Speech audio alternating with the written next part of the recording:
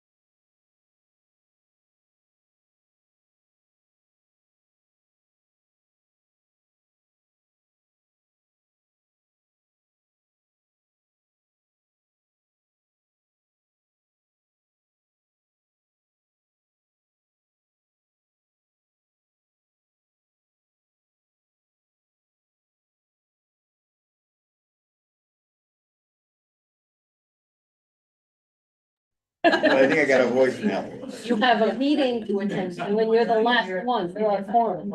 I know, no, I was supposed to be one plus the one. No, now you are the forum. Three doses. Well, let me get some coffee and. Have a grandmother too. Agree.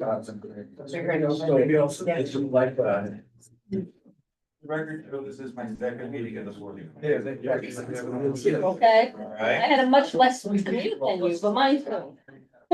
Kristen too. Downtown's connected. Well, I'm sorry for that, but. No, I don't. Yeah, they sent somebody. Well, I'm gonna sit next to him. Oh, I'm not good enough, I guess. No, I just saw a space over here, thought, come over. Yeah, we got a space right here. Yeah. Oh, good, my kids. Signed all the documentation for the big one issues. Nice. Lawyers are all happy. Thank God. Always want to make lawyers happy, absolutely. Okay. So welcome everyone for another one of our exciting meetings. So we'll get started here. Yeah, go right ahead. No, Gary, I got it. Get disappointed. Okay, so maybe we'll do introductions. We'll start around with Mark and go around this way. Well, Sure. Mark Castiglione, Executive Director. Joe Grasso from Secretary County. Jasmine Higgins, Albany County. Kristen Swift, Albany County. Amy Weinstock, CDRPC. Michael Stamler, Rensselaer County. Judy Bressler, Rensselaer County. Bill Bruce, Albany County. Craig Warner, Saratoga County. Charlie Davidson, Schenectady County. Hylam Samuel, Schenectady County. Gary Hughes, Schenectady County. and Jackie Stallone, Rensselaer County. And we have Opal Hens online from Saratoga County. Okay, so the first item on the agenda is the approval of the June 18th meeting minutes. Does anybody have any questions, anything? So moved. Second. All approved? Aye. Aye. And next on our agenda is the Regional Comprehensive Climate Action Plan. Sure, I'll turn it over to Todd Fabozzi. We did have a presentation on the draft plan back in June.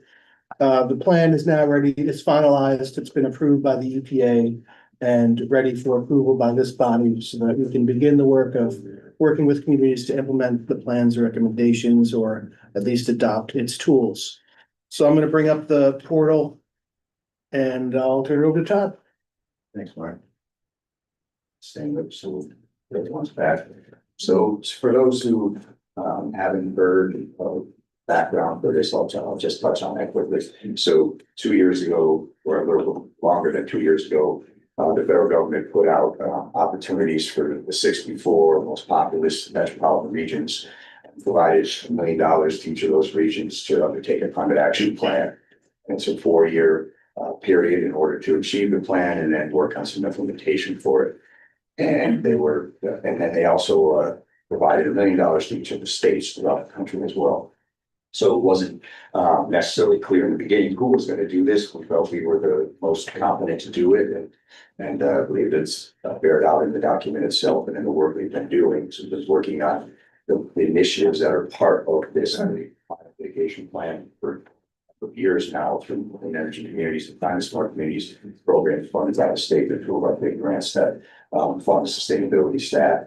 So we worked with some city hall for identifying the potential fines on this, and we and everyone we take this. So as you did do that back then.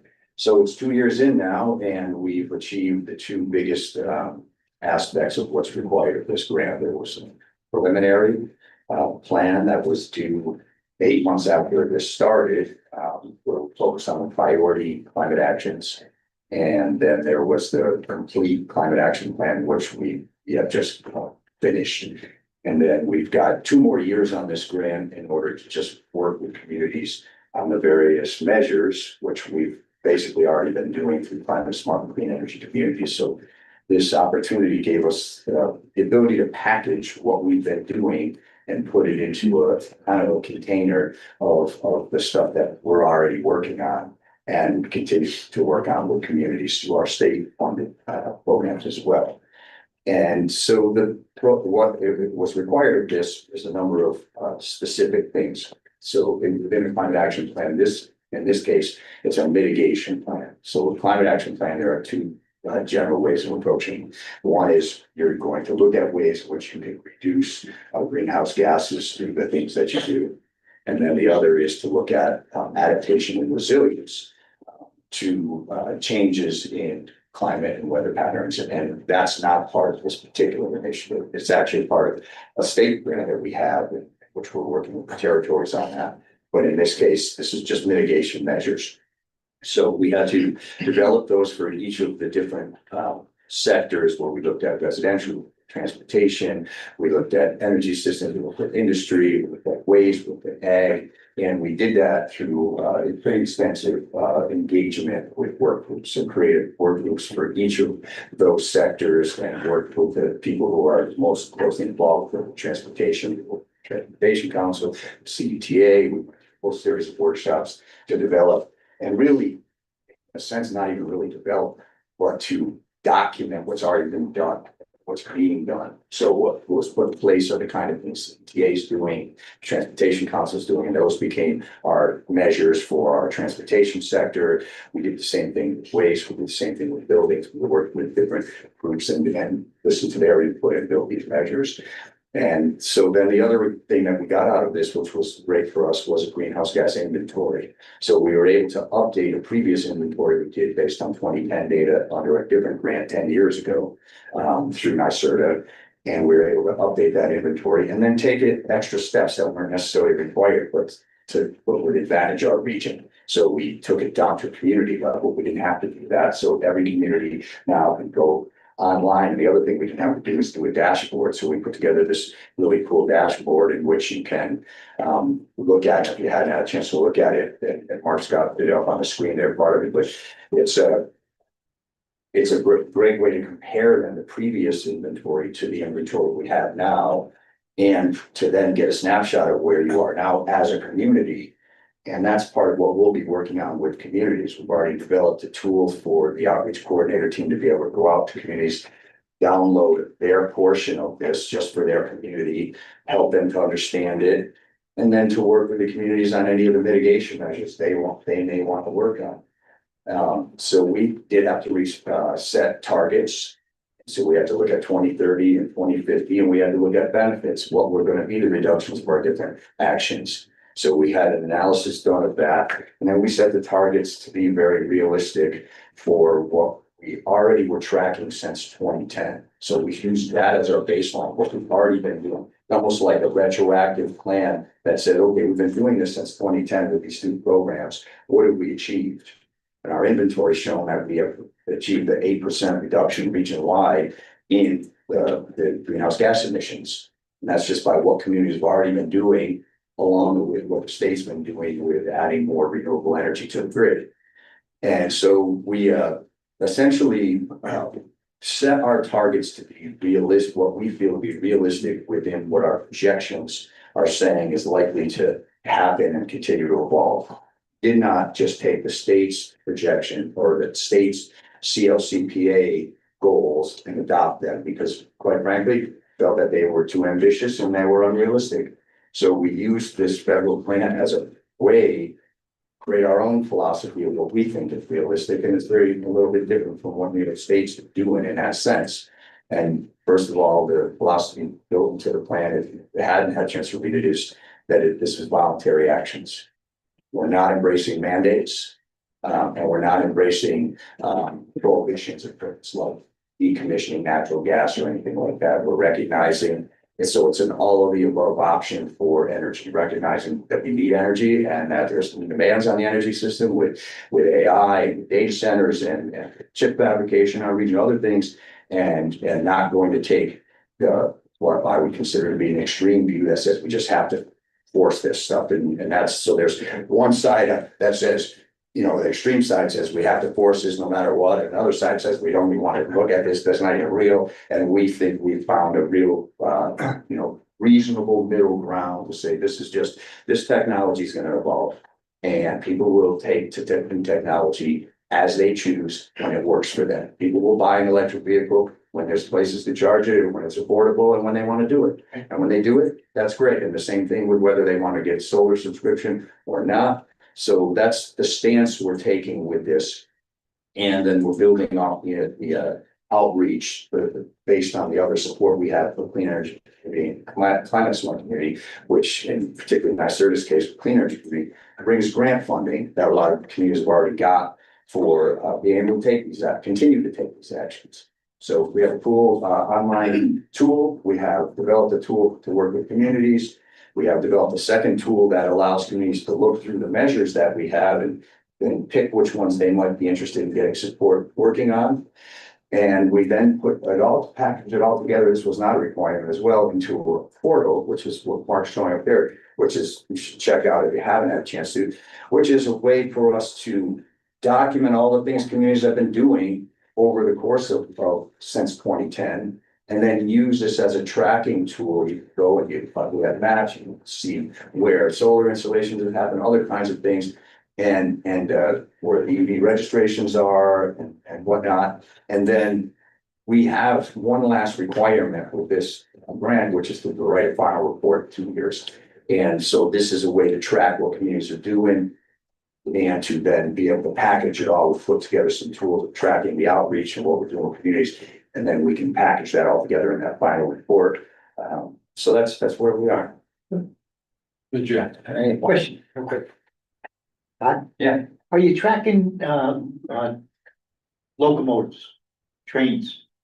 Is that part of it all? Because downtown Rensselaer, as you know, which affects downtown Albany as well, has, a maintenance facility there that's got diesel locomotives running constantly.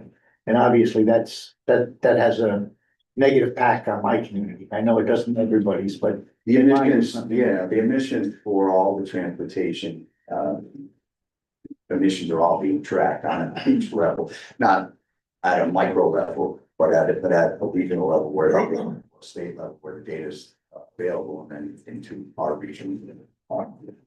So I haven't seen that anywhere. That's why I'm asking. it's, We don't do it we can ourselves. look at the transportation sector and we can, you know, what would be great, we could work with Rensselaer and have Haley's Rensselaer, right? And you could export your inventory and then go through the different sectors. You could look at transportation and see where the emissions are coming from. I mean, the part of the issue we face with this also is, and it's something we had to know, these measures, is the authority to implement. Because some of the things that we're tracking, we have no, and communities don't have any authority over. That's right. So we've tried to focus on what's realistic within the realm of local government. That's our kind of our main focus within what can communities affect. So. Well, I'd be interested to, if you could touch base with me and we could discuss that a little bit further. I have a lot of information, that's for sure, and especially being a guy who worked there for over 40 years. So, inside information. Some of these are problem solving questions, right? Because we can figure out, maybe there's a way to have conversations about that with the entities that are doing the emissions and see if there's anything that could be There you go. potentially created. The 64 metropolitan regions that each got $1 million. Do you know where we rank by population? Yeah, we were like, there was maybe two more below us, we're right here. That's what I thought. So Mike, this is your greenhouse gas dashboard. And this whole thing is the transportation sector. And then this is components of the transportation sector. And this one is the rail impact. That's a state impact. though, right? And but that's like averaged out over the communities, so it's not gonna be specifically like you're gonna have slightly more emissions in the city than, you know, on average, but that's kind of how the MT is calculated, so, but that's something that we can kind of help you dive into a little bit. Yeah, because they're gonna now, they're talking, the state is building another facility right alongside it with a new train set that's going to even add more carbon into the air, so. Wow. Thank you. The 64 metropolitan regions, they each got $1 million, whether they were 600,000 or 6 million population. Yeah, same with states. Yeah. I mean, there were maybe a couple that didn't want to do it, I didn't take it. Or a few states that it was, well, for the most part, they're much undertaken across the country. Very interesting, thank you, Pat. The airport is interesting, like, because if you would think rail and use of rail for transportation would be good, except if you look at where trains are Yeah, that's right, maintained, that's right, then it's not so good. especially if it's not hard in downtown. city. Absolutely. It's a really interesting. Part of the problem solving, we have to really look at the interesting thing. seen and the unseen, and that unseen is sometimes hard to pinpoint. Well, the other thing, way to think about it too is, if over time the technology evolves in which there's not emissions coming from those trains, just like say noise in a busy street in a city, when there's electric vehicles, there's no more noise from revving engines. So this transition solves some of those problems over time, once these things are fully implemented. Well, I think that goes back to what you said about enforcement in some cases that, I know that they have smart systems on these locomotives, but they don't utilize them. They just need them, the power, when it needs energy, it'll automatically, generate power and, bring it up to a high RPM, then it shuts it back down again. But they leave them running constantly. They don't use the system as much. They put them in and they sell them as saying, this is great for the environment, but if they don't utilize them, that's wrong. Yeah, well, no, I understand that, because I can support CDTA and what they're doing, but there's bus that runs in my neighborhood that's empty most of the time, so an empty diesel bus doesn't necessarily. Well, not especially helpful. I think it's what they do in Europe. There's so many trains that many of us have taken all over Europe. Are they diesel also, or do they? A lot of electric. I was just gonna say. Great though. I don't know, but I'm thinking they're so far ahead of us with these type of transportation issues. I'm thinking I've been in many train stations and I don't remember smelling diesel fuel or anything else when I'm in there. Well, I mean, we're gonna see more transition like we have around the country with technology. Imagine 20 years from now with automated vehicles, on the road without drivers. Yeah. And what that means, and those will probably be electric, and so there's gonna be more transition than necessarily anticipated. Along with all that new stuff comes some benefits and some problems, right? Always You're right. Well, like, that used to be a big issue in Albany when they had rallies or protests at the state capitol. There would be 40 buses parked there. I think the law is you can't leave a diesel running for more than 5 minutes. Those buses would be there for 3 hours and the engines would be running the whole time. That's right, yeah. And so I think the city and state work together and they have to move them over behind the museum building now. But some communities can do pass anti-idling legislation. We talked to some communities that have done it. Saratoga Springs has talked about it. I don't know if they put it in place or not, but there is locally, you can have a law that anti-idling law. It does, it's okay. But I don't know if it The federal apply government. is to, different, yeah, they're exempt. It would more be like whether, you want to make your police cars turn off and they won't want to do that. Yeah. No, it's. Is perhaps the impediment to faster adoption of electric trains or that technology? Is it just because we have not invested heavily in public transportation in this country as a whole, or is there some other impediment to that in our country? Well, that's a tough question, Kurt. I mean, it's all about the cost of what doing things. We looked at it, CDTA uses electric buses and the state is trying to, if not encourage, push, school, which is not English, school districts to have electric buses, but they're expensive. And so that when the costs come down, and it's about policy too. It's about, where we support these things or not. So it's a combination of the technology evolving, the cost and the policies. So some of it's just cultural, and whether we believe in that and then get behind it. Any more discussion, questions? So our next item on our agenda is to approve the comprehensive climate action plan. So moved. Second. All in favor? Right.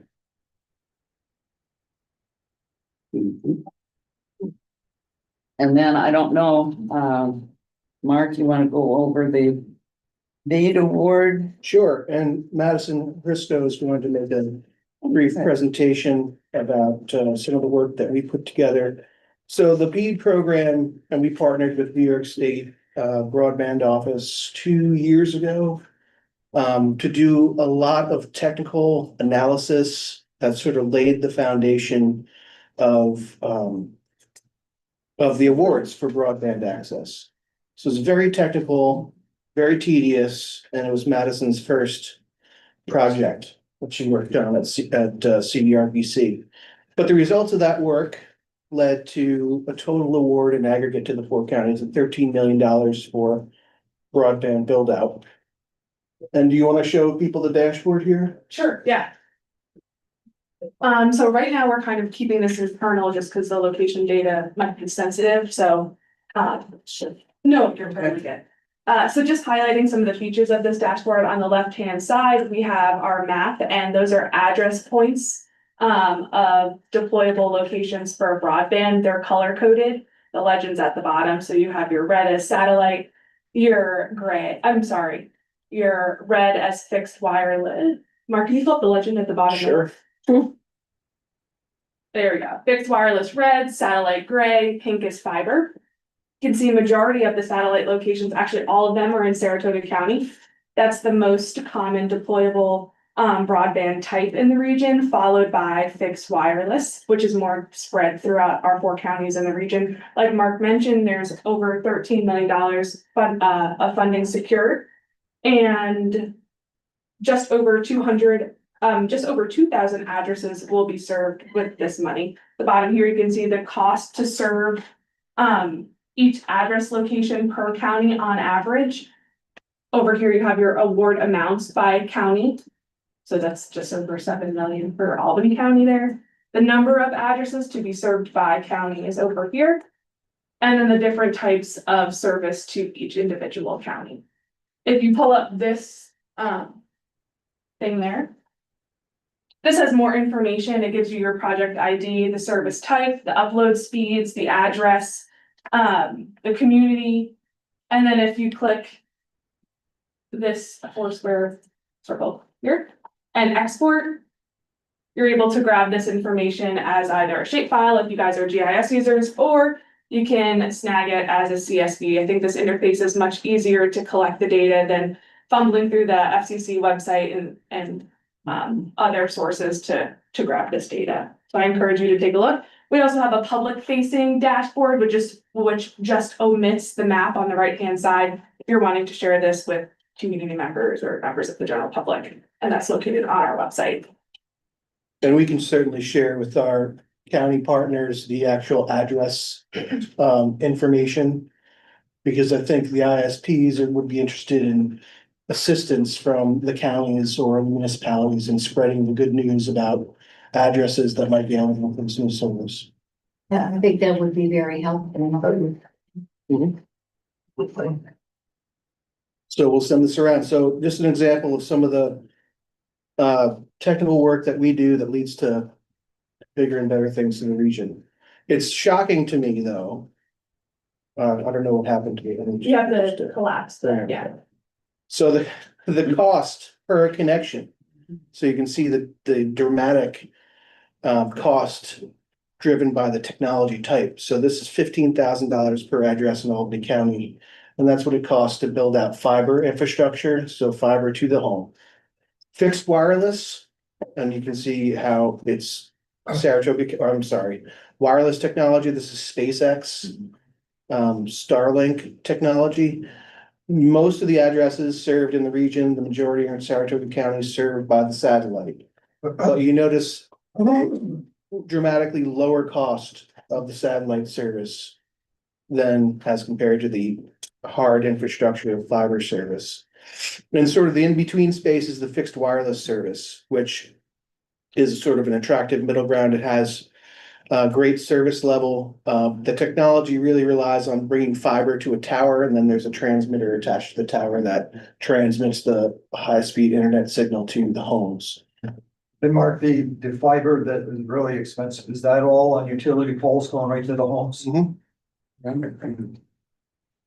So, and that's really what this public investment is to take care of the unprofitability of an ISP making that investment themselves.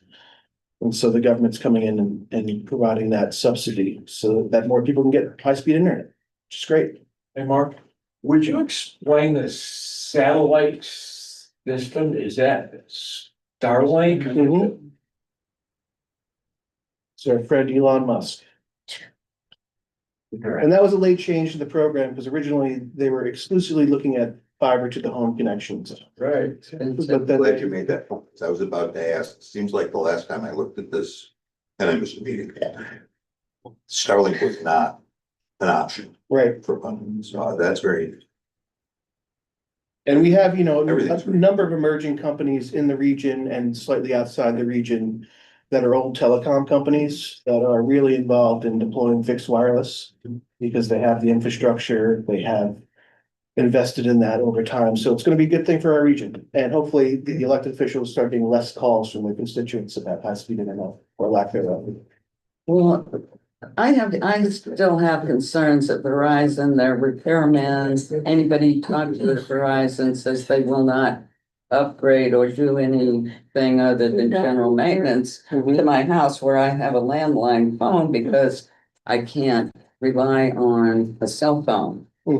And so it's Starlink gonna give you all the phone capability along with the internet?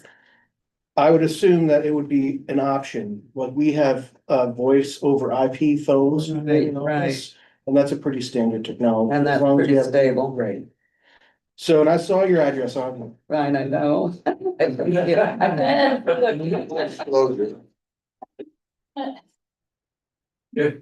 So, yeah, so Starlink is probably gonna be our only option just from information that I get when I do trouble calls. Right, and we have not seen the actual project proposals. The state has not made them public yet. So we don't know what that is gonna look like for the residential connections. So for Starlink, the biggest barrier to entry is the receiver. It's, I think, $2,000 a pop for that piece of equipment, which has historically been a barrier to entry, but we'll see what the projects look like. And when we get that information, we'll certainly share it around. So I will share the spreadsheet with the addresses around to the counties so that you can have that information. It's great. So Mark, I got two questions, Jackie, if you don't mind. One is the Starlink cost is like $1,500 per address served across all four counties, which is obviously much less costly than the other technologies. So is there a preference to the wired connections? Is there a reason why Starlink just isn't used throughout for all of the service connections? In New York State, or originally, as the program was conceived at the federal level, it was exclusively focused on the build out of fiber infrastructure. In New York State, they took it a step further to prioritize fiber infrastructure, was to prioritize publicly owned fiber infrastructure to do the development of an open access network. An open access network is publicly owned, I guess, trunk line. It's similar to the high tension lines for electricity. This would be a publicly owned backbone that any ISP could connect to. So the idea was that their various programs would encourage counties or other entities to establish these open access networks, bring the wire as far as they could bring it through that open access network, and then let ISPs stack off of that. But I don't think it was very popular because it does require a lot of groundwork to establish one of these open access publicly owned networks. The advantage is that they can be more secure because you can sort of monitor all the traffic that goes through your open access network. And two, since it's publicly owned, the public entity would have a say in the costs that the ISPs could charge for the service. And they thought, New York State at that time thought that that would be an advantage to make sure costs remain low and that any public investment in this technology would be long-term and not just a handout to a private business. It's very New York State approach. That all changed. The guidance that the state received from the federal government opened up different technology options, including SpaceX fixed wireless. All right, second question. So there's 2,000 new service connections. Is there data about those that remain unserved? County? There is data. We will have to, I guess, do an assessment or comparison between the fabric and these addresses. Yeah, I think I should be able to get that if that's of interest to you. Okay, great. Hi, this is Carolyn McLaughlin. I'm on Zoom. How was it determined where the addresses would be selected? So it's let me share, I'll share the screen because I apologize to people that are online because we didn't share the screen with you. So the addresses were originally identified by the Federal Communications Commission. And the original data file that we received included was comprised of a variety of data sources that they use, so like the 911 file, et cetera, et cetera. The exercise that we went through was to essentially take out all the locations that were non-serviceable. So like hunting shacks and garages that maybe were erroneously listed as a serviceable address. The idea being that if we lower the number of addresses that an ISP would need to serve, that area would be more attractive for them to bid on because it'd be ultimately a lower cost for them to serve. So that's how we identified the addresses. There was also a public process that was run by the New York State Broadband Office where individual residents could challenge the data that the FCC put out there. Some of the data, we started with New York State's last process, which basically said if a census tract was marked as served, if one house in that census tract was served, the census tract said it was 100% served. It was not the case. This was a very granular look because it was an address level analysis. But we had to go through our technical process of doing the address challenges, and the residents were also able to go in and add addresses or even contest the level of service at an address. So the state you could do a speed test from your phone, and you could upload the speed test to basically refute the speeds that the FCC or the state said that location was available. So, I mean, we saw a lot of data in there for like people that are served by HughesNet. And we all know that we not related to Aaron. Yeah. And it generally provides not a good level of service, but some of those addresses were being listed as 100 megabytes up and 100 megabytes down, and HughesNet does not reliably offer anywhere near that level of service. Verizon, it's the same problem. Yeah, because then there are a number of communities within Albany, in the city of Albany, as part of, and I'm sure the hill towns probably have the same issue in Albany County where broadband, they're really broadband challenged. So I'd be interested to see these addresses that are included in the city of Albany in particular. Okay. We will share that information out. Thank you. All right, any other questions for me or Maddie about the broadband? Good work, Maddie. The memo also includes details by county for the proposals that were evaluated. Okay, thank you, Mark. That was very informative. So we're moving on now to the financial statements through September 29th, which I'll also turn over to you. Through 3 quarters of the year, our revenues and expenses should be 75. We're tracking under on both 67 and 65. We should basically true those up once we put together the Q3 billings, which are not currently reflected in these financial statements. The billings have been drafted, but not sent to the agencies and not booked in the QuickBooks yet. So we're in a good cash position. We have 425,000 in the bank, not including the restricted funds for the NYSERDA, our NICLAS investment account, and the FSA. Then we have receivables of just about $240,000, mainly in state grants. Any questions on the financials? Okay, do we have a motion to approve? They'll move. Second. All in favor? Aye. It's been approved. Now we move on to the appointment of the nominating committee. It's that time of year again. Hopefully we can arrive in December with a full slate of officers. One step I need to review is when officer terms are up. So each county is sort of staggered, have staggered terms. So in some years, 2 counties, the commissioner terms are up. And that straddles a year. And so typically in those years, we wait until the January meeting to seat the new officers. But the work of the nominating committee should still proceed, even if with that piece that's unknown. So typically the chair appoints the committee. And the committee's work is basically just to confirm that the officers that are currently seated want to move up to the next position. And that we find a replacement for the chair to come in to serve as the secretary and treasurer. To maintain that rotation. So the hard work will be for you and your team from Rensselaer County, Jackie, to twist somebody's arm to come in to be the secretary treasurer. We're all up for the reappointment. Aren't we all up for reappointment? I can see they're not gonna stand for it.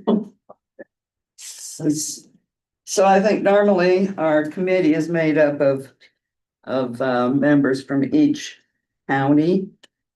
So we kind of, at this point, look for volunteers.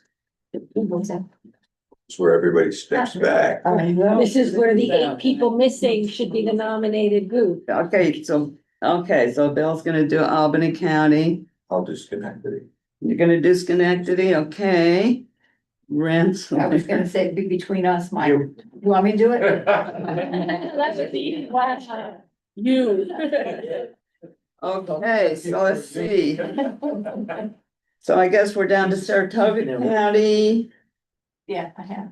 When I'm looking back, it's here from Saratoga Why don't we County. pick who's not here? Well, we do, is that what we pick? Who's not here? They can't argue. I'll do it, Jackie. You'll do it? Okay, thanks. Joe's gonna do that for us for. Thanks, Jim. So we have our volunteers making my life easy. I don't have to pick on anybody. And Cool. We just need a motion to approve the committee. yeah, Second. all in favor? Okay. So I guess as far as you guys get together, we can work. I will make the connection. I'll share everyone else's contact information so you have it. Okay, works for me. Thank you. And now we have to move on to the approval of our new hire, Jasmine Jaspel. Jaspel, is that how we say that? And I think we went over this a little bit. Everybody's had an opportunity to see her a resume. So if we have any discussions, anybody have any? No? Very good. I would like to say congratulations to you. Yeah. Thank you. Yeah. And you want to say a few words just about your background and how you arrived here? Yes. I previously was working with the city of Albany as a senior planner. I staffed the planning board there and was involved in the land use side of things, so reviewing projects and some intermunicipal projects only. So here I am, and a little different, a macro level view of planning, water quality, technical systems, and the linkage program with CRTC. So I look forward to that. Thank you. Welcome. Thank you. I'll move it. My former colleague. Okay. We have a second? Here, here. Oh, second. Okay, so everybody approve? All in favor? Aye. Okay, that's official welcome now. Look forward to working with you.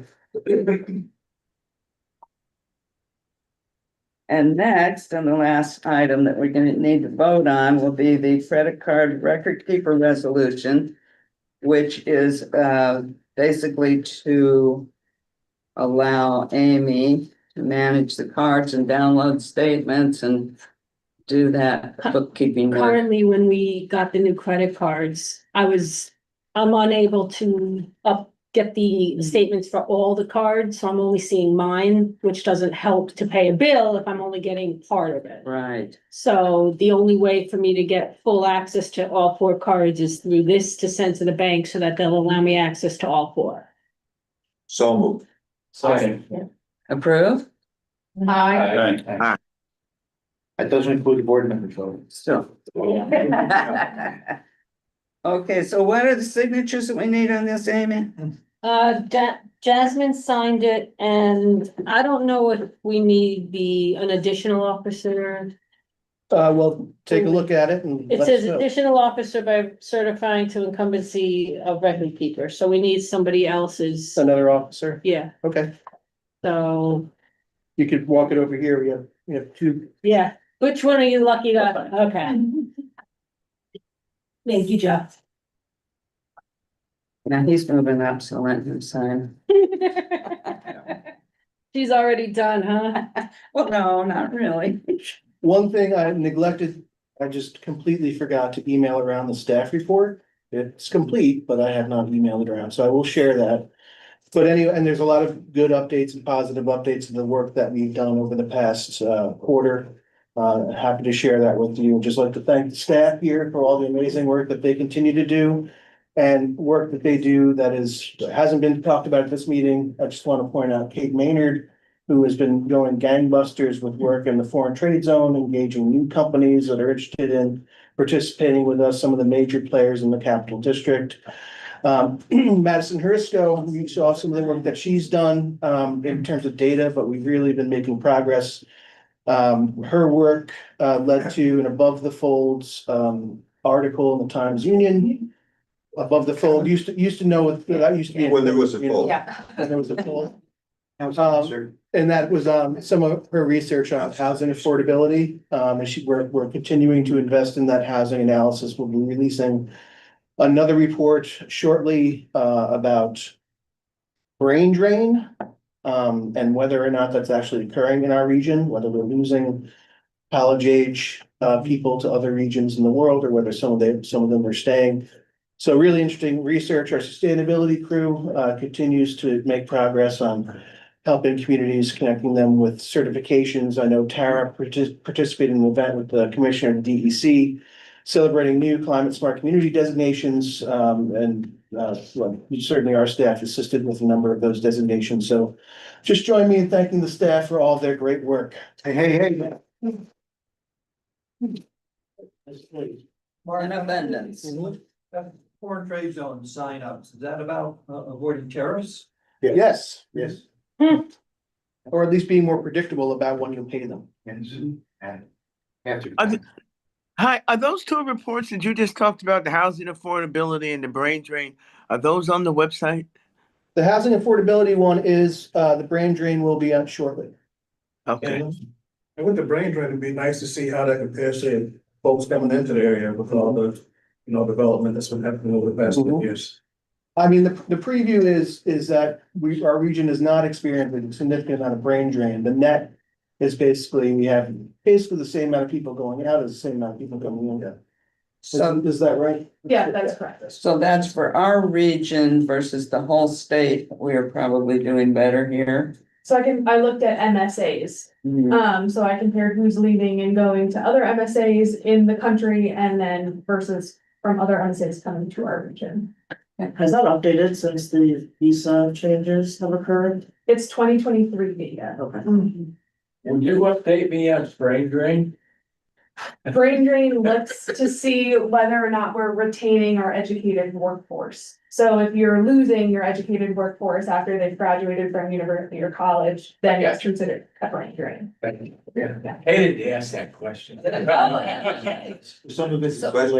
So that is based on residents or schools? Somebody. That actually, I'm green. Of jobs. So it's really Okay. difficult to pinpoint, like if someone had just graduated college and is moving away, this is a more granular look at if you have that level of education and you move to a different area, it tracks your job Okay. transfer. So across your year, now you're working. All right. Thank you. Is it unreasonable to draw a connection between brain drain or lack of brain drain and employment opportunities that require a higher level of education? The report briefly looks at that too, so you'll be able to check it out once we release that. We'll keep you in suspense, Gary. Yeah. No, that's right.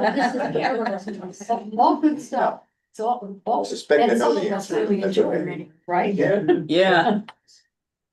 Always looking for people out there. No. Again, I love the data that you put out. I guess. I forward that to so many people in town, they're very busy. If you have any ideas of what you'd like to see, and feel free to reach out to me and I can. Really, have a job with it. Thank you. Okay. Okay, do you have any other comments or suggestions or questions? Are we still in other business? I just wanted to ask for an update where we are with the CSO stuff. Is this finally over with now, or are we moving forward on the next phase, or what's CDRPC's role with CSOs? The projects are winding down. There's still only, I believe there's 2 remaining outstanding projects. The CSO Corporation is working to develop a new intermunicipal agreement or edits to the existing one to contemplate the cost share of the operations of the Beaver Creek Clean River project. So that will outline specific annual contributions from among the 6 municipalities to pay Albany to run that facility. There's also post-construction monitoring compliance. So we're right now working to establish a testing regime that will happen in 26 and 27 to confirm whether or not the investments in the Albany pool area have really resulted in better water quality, not only after rain events, but during dry weather as well. And the activity of the corporation at that point, once all these other agreements are in place, the projects are completed, the activity will generally wind down. Now, it's up to the communities about whether they see a value in keeping the corporation as active in case there are any future collaborations where having that existing relationship would make sense. But that remains to be seen. When would you expect to get that information out for somebody who's got a budget for such things, looking forward to The contribution to the communities? I believe we have a draft budget. The city of Albany has only operated the facility since not even for a year yet. So they wanted to get a year of operations expenses under their belt, make sure they have a reasonable annual cost estimate to provide. And then we'll be using the same cost share that we used for the capital projects investments for those communities. So we'll get that to you as soon as possible. Okay, thank you. It'll be interesting to see how that. Well, the Beaver Creek Clean River Project, I'll say it again, the most significant environmental project that happened on the Hudson River in the past 50 years. Yeah. Okay, does anybody have anything else in the other business category? The next meeting actually is on 2025, don't worry. Yes, not. Oh, okay. We are not, Oh, we are not going back in time. No, Good. Was that a brain drain? don't look at me, I didn't make it. It's a brain, another word. Yeah. Not drain, but another word. Okay, I think everybody's clear that our next meeting will be on December 18th in 2025. So if you have any other questions, business or anything, now's the time. Otherwise, we will vote to adjourn. Okay. I made a motion. I second. There you go, Gary. Everybody take. Everybody all in donuts somewhere. favor?